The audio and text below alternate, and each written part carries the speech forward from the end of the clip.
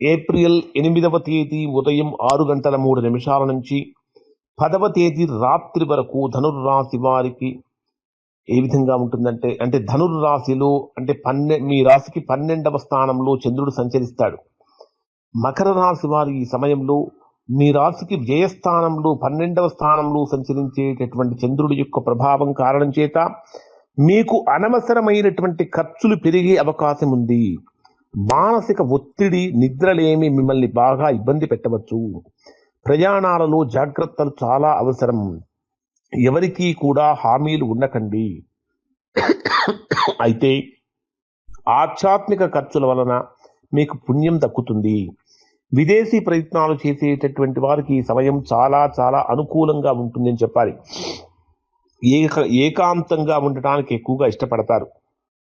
మకర రాశి వారి ఈ 10 రోజులు ఇంకా గొప్ప మరిన్ని శుభ ఫలితాలు కనుక పొందాలంటే మీ రాశ్యాధిపతి శని కాబట్టి శనివారం రోజున శివాలయంలో నువ్వుల నూనెతో దీపం వెలిగించి శని స్తోత్రం పఠించడం చాలా మంచిది.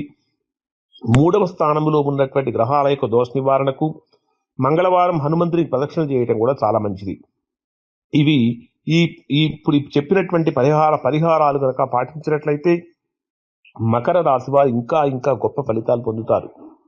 ఎవరైతే ఇంత గొప్ప ఫలితాలు పొందడం లేదో, ఇంకా ఎవరైనా సరే తీవ్రమైనటువంటి సమస్యలతో ఆర్థికంగా, ఆరోగ్యపరంగా, ఉద్యోగపరంగా, వ్యాపారపరంగా, కుటుంబపరంగా సమస్యలు అనుభవిస్తున్నారో అటువంటి వారు ఒక్కసారి మీరు మీ యొక్క వ్యక్తిగత జాతకాన్ని చూపించుకొని పరిశీలన చేయించుకొని దోషం ఎక్కడ ఉందో తెలుసుకొని ఆ దోషానికి తగినటువంటి విధంగా చక్కటి పరిహారాలు జాతకానికి తగినటువంటి విధంగా, జాతకంలో ఉన్న దోషాలు తగిన విధంగా పరిహారం కనుక చేయించుకుంటే బ్రహ్మాండమైనటువంటి సత్ఫలితాలు మీరు పొందుతారు.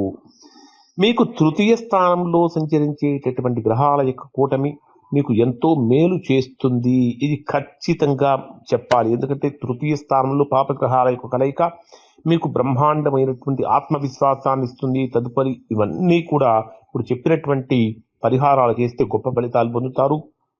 ఇది మకర రాశికి సంబంధించిన ఫలితాలు. శుభం.